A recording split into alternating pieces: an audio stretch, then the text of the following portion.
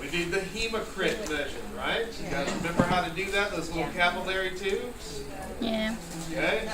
So So if I red pulled blood out cells, that red blood cells, and hematocrit plasma. centrifuge, okay? You gotta know what it's for, right? It is for measuring what? Red It's the blood percent cells. of red blood cells in your blood content, right? This is important. So what percentage of your blood is red blood cells? That is what hematocrit measures, okay? You have to know this because I promise you I will ask you questions. I might pull out a centrifuge and put it on the table and say, what is this for? And you might look at it and say, oh no. I want you to not say that. What I want you to say is that's for pretty much measuring hematocrit. You get a blood sample, you spin it down, and you measure total blood volume versus your red blood cells or your erythrocytes, right? This gives you a percentage, correct? Okay, that is what we're looking for. So you need to know what hematocrit is. Also, we did the antibody coagulation, right? Yeah. The blood testing, okay? The antibody coagulation test, that was measuring antigens on the surface of your red blood cells, right? Either O, which is no antigens. A blood type is A antigens on the surface. B blood type is B antigens on the surface of your red blood cells. Or AB is both A and B antigens on your red blood cells. Make sense? Yes. Okay, also got to remember that RH factor. That's your positive versus negative. Okay, so you need to remember how that's done. We just talked about how much blood volume you've got and how quickly it moves, right? We did not have to go through and memorize the main vessels and arteries. You guys are so lucky. Thank God. You are lucky. When I took this class, I had to know all of them, which was painful. And I promised myself I would never do that to any other human beings. So you guys do not have to know them. Okay? But I would recommend that you understand how your arteries work, right? What is the lining of your arteries made of? Endothelium. Remember, you have to get your white blood cells out, so they have to slide past your endothelium. Remember our white blood cells too? No, it is a single layer of what kind of cells? Squamous cells, right? How are you going to show us that? How am I going to show you that? Yeah. I might just ask you a question. Okay, what is the type of tissue lining your arteries or your veins? You're going to tell me it's endothelium, which is just one layer of squamous cells, right? Now I say this one layer of squamous cells is really awesome for what? Well, it allows things to pass in and out of your bloodstream, right? That's why you have it. One layer is important for getting things in and out. Okay? We talked about filtration. We also talked about diffusion. And we talked about gas exchange. All of that is based on one layer of epithelium, right? So if you have one layer of epithelium lining your blood vessels, it's because you want stuff to get in and out, right? All right, what else did we get through from blood volume? We didn't do a whole lot of that, but we did talk about plasma. Okay, so you have about how many liters of blood in your body? 6. About 5 to 6, depending on your weight. I have more than most of you. Actually, I have more than all of you. But I don't care. It happens. Life is good. Okay? Where do you hide another roughly 2 liters of fluid volume? Your skin. Okay? That's why when people go into shock, your body tries to re-accrue all of that fluid from your skin. That's why they look pale. Because all of the fluid has been drawn out of the skin. That's why they look really pale. Okay, you guys with me? All right, so that was the blood. We moved blood with what organ? The heart. Heart. Okay. We have a lot of parts of the heart that you need to know. Remember we did a dissection of the heart? I promised you guys that I would pull out your hearts and test you on them. Okay, so you need to know all the parts of the heart, like the apex of the heart. Remember the external parts of it, right? I told you to know the coronary artery. Okay. You also needed to know that big coronary sinus on the back of the heart. Collects all the blood from the heart itself. So we have a couple of chambers we have to know within the heart. You have your right atrium. Goes into your right ventricle, right? You come out of the right ventricle through, well, we'll go ahead and go through all the blood going into your heart. So it starts in the right atrium. It goes through what valve? Tricuspid. Okay. It goes through the tricuspid valve into the right ventricle. Okay. You get into the right ventricle, your heart beats. Love. Okay. It goes through what valve? Pulmonary. That's the pulmonary semilunar valve. Then it goes to your lungs. It picks up some oxygen, right? Okay. It comes back to your heart. It dumps into what? That's your left atrium. Then it goes through what valve? It's your mitral valve. Also bicuspid. Mitral valve. Or it's called the it's the bicuspid valve. I thought it has a specific name. Mitral. Semilunar. Mitral. It's the bicuspid. mitral valve on the left side, and it's the tricuspid valve on the right side. So if you say bicuspid, what? Bicuspid would be the valve going from the left atrium into the left ventricle. So there are like two names.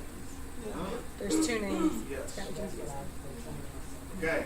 Then it goes through, it goes into the left ventricle and your heart beats, and it pumps through what valve? Aortic semilunar valve. And then it goes to your body. Straight so far with blood flow. Now, within the heart, okay, we've got a couple of different things. You have a right and left ventricle, right? You have a lot of tissue in between those two. What's that called? Septic H. It's in between ventricles, right? So it'd Intraventricular. be interventricular septum. The name makes sense. So know it. All right.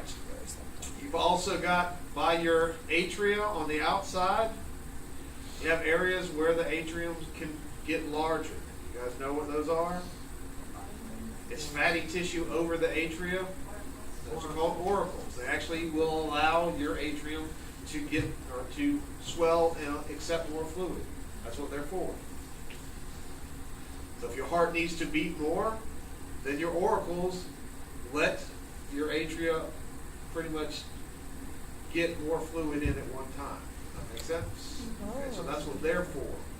It's really easy to identify them because they're pretty much right on top of the atria. Okay. All right, what else? What's the rough tissue within your ventricles? Trabeculae. Yeah. Trabeculae Something. carne. Carne. Okay, that's the rough tissue within the heart. You definitely need to know that. Okay, we talked about the valves already. What are those little cords that attach to the valves? Chordae tendineae. Out there are the heartstrings. What? Yeah, those are the little string-like things that attach to the valves. Were they attached to the heart muscle itself? What's it called? Papillary. Those are the papillary muscles, okay? Why are you doing it on that and on this? I just want to make sure that that's All not. right, this is a double check right here. We're gonna discount double check. All right. See if it's still recording. I don't, how can I check that? I don't know. Press the middle button, it's slide. Slide. It's still going. Okay. That doesn't look anything like me. Okay. Capillary muscles are where the chordae tendineae attach to the heart, or the heart muscle itself. Remember that? Okay, and they attach also to the valves. Okay, what are the sounds of the heart? Lub dub. What does that sound mean? What do you hear? Those are your valves closing. Okay? Wait, it's love. Lub dub. Those are the sounds of your valves closing. That make sense? Okay, so those are most of the parts of the heart. I would also like for you to know where the electrical signals go through. You do need to know SA node and AV node, your Purkinje fibers, okay, and where the electrical signals pass through the heart. You need to know that.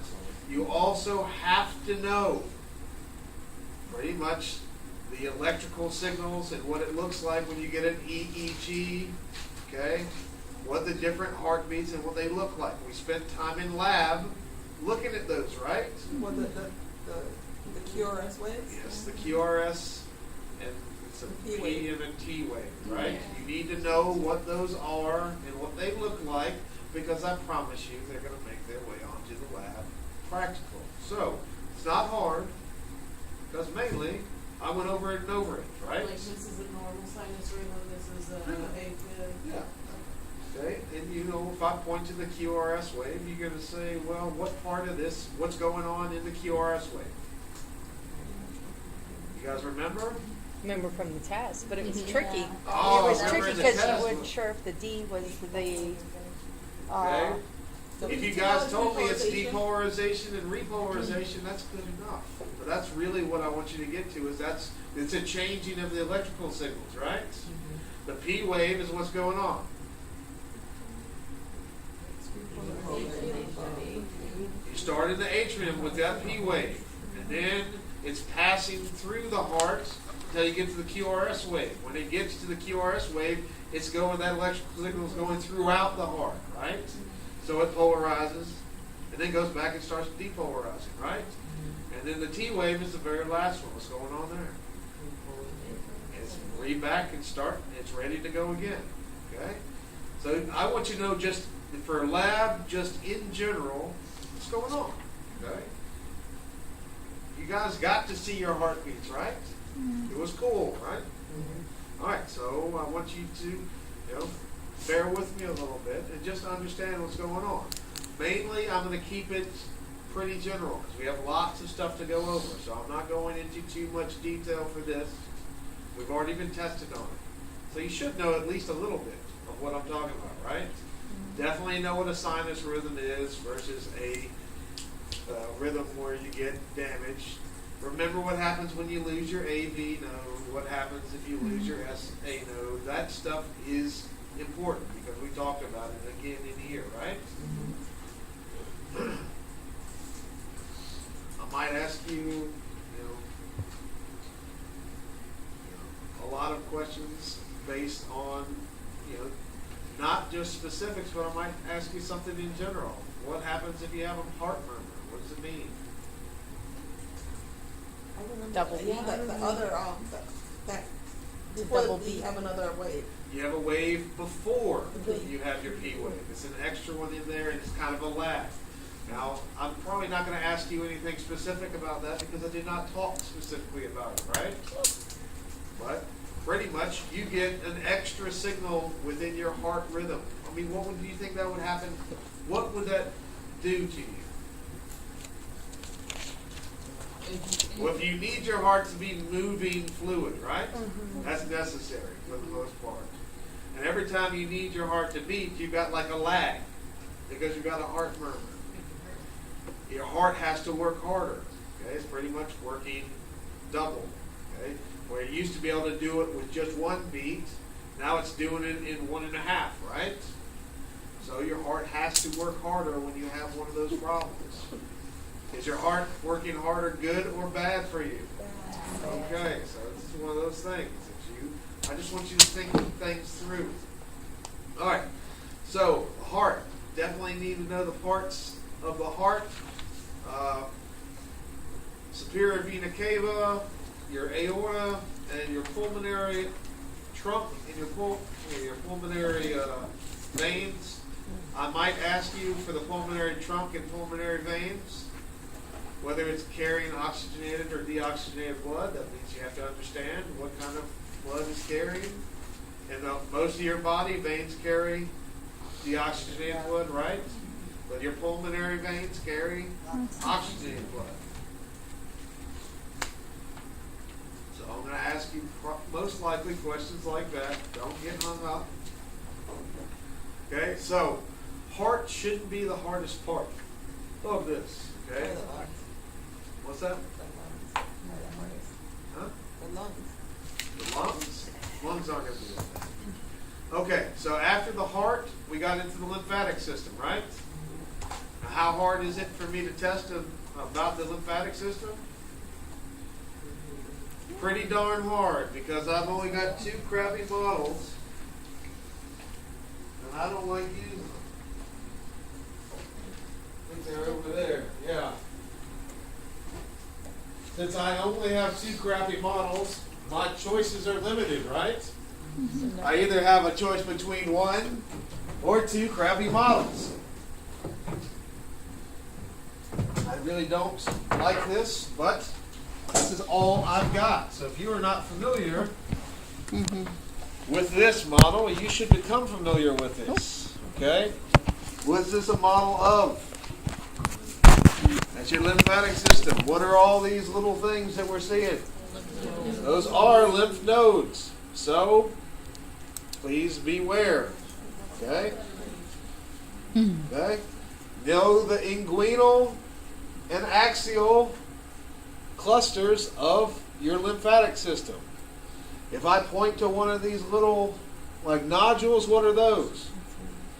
That's a lymph node. Okay? You guys with me on this? Okay, what does the lymphatic system do? Reacquires fluid that's lost from your circulatory system. Okay, what else does it do? It surveils your body to see whether or not there's pathogens or bacteria there that shouldn't be. Okay, those are the 2 functions that I want you to know. Okay, if you guys are fairly good with that, then you're good with the lymphatic system.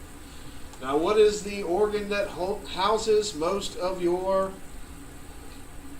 lymphatic cells? That you store a lot of them in your spleen, right?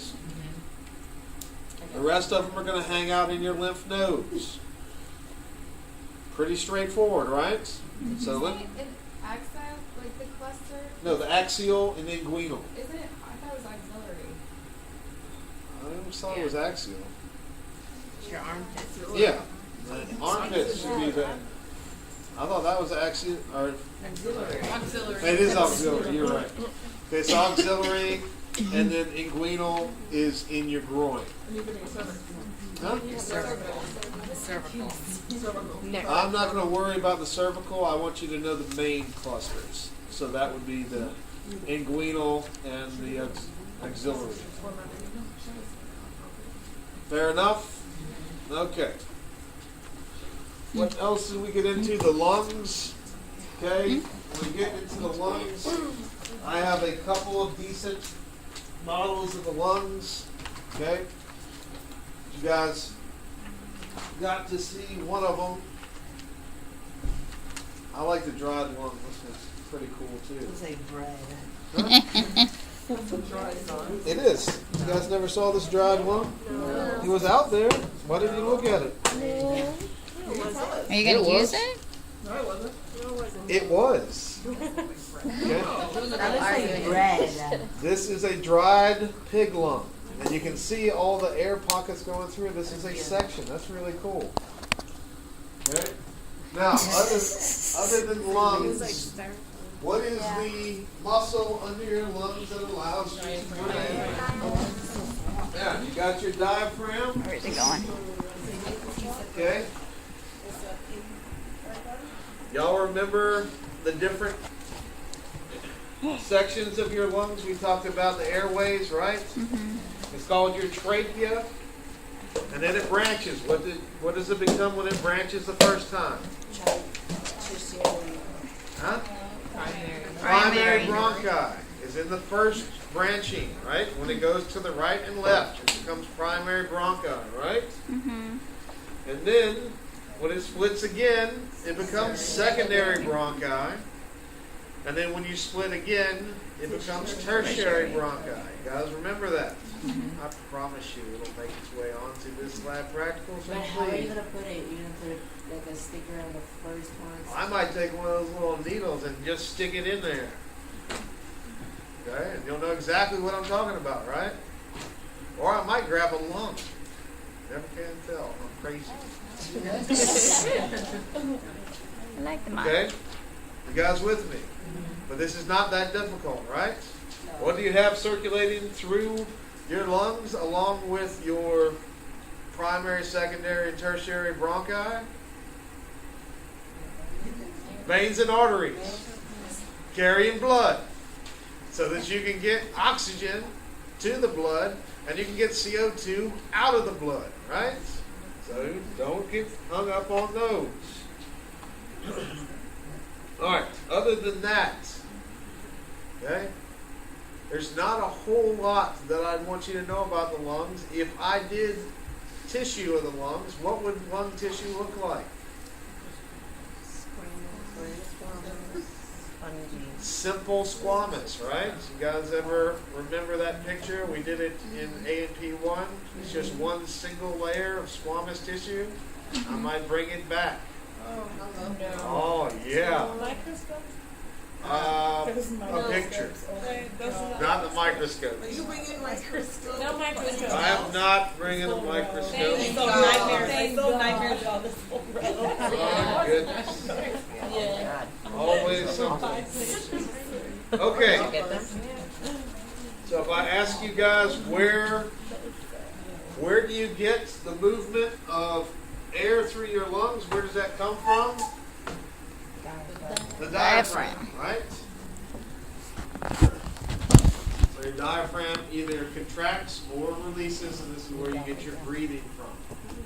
Make sense? All right. When we go from the lungs, I think that's the last thing we covered, right? Yeah, about the That is- thyroid. Huh? Oh, the first one we're talking about the endocrine system. Oh, the epiglottis. Oh, no, we Okay, didn't do we've got to know the different rings for the trachea.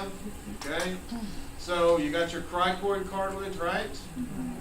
What's the other cartilage we have to deal with in the throat area? You have your laryngeal, right? Thyroid. What's this one? Okay, your thyroid cartilage. And then below the thyroid cartilage, you've got your cricoid cartilage, which actually spins around and becomes the back of this. Remember? Okay? So it goes, your thyroid cartilage is on top. Mhm. And right below that, this ring right here goes all the way around and makes up the back of this. You guys with me? So your thyroid cartilage and your cricoid cartilage, you need to know those two. You also need to know your tracheal rings. Okay? And remember, the tracheal rings don't go all the way around, right? Because what do you have right here? Your esophagus, so that you can swallow stuff and it can stretch, right? Otherwise, stuff will get caught in your esophagus. That would be pretty much going along the line here. Okay, remember the epiglottis right here. Remember the glottis itself. Okay, if you guys have that, you're in good shape. Is that the model that you use? Yes. Anything else? So the glottis is that big, that glottis, the epiglottis Okay, so is what closes. this should be what opens and closes, right? It's the epiglottis. Epiglottis, and then the glottis is actually up Down in here there. for the opening and closing, kind of from the sides. Does that make sense? Yes, Mhm. ma'am.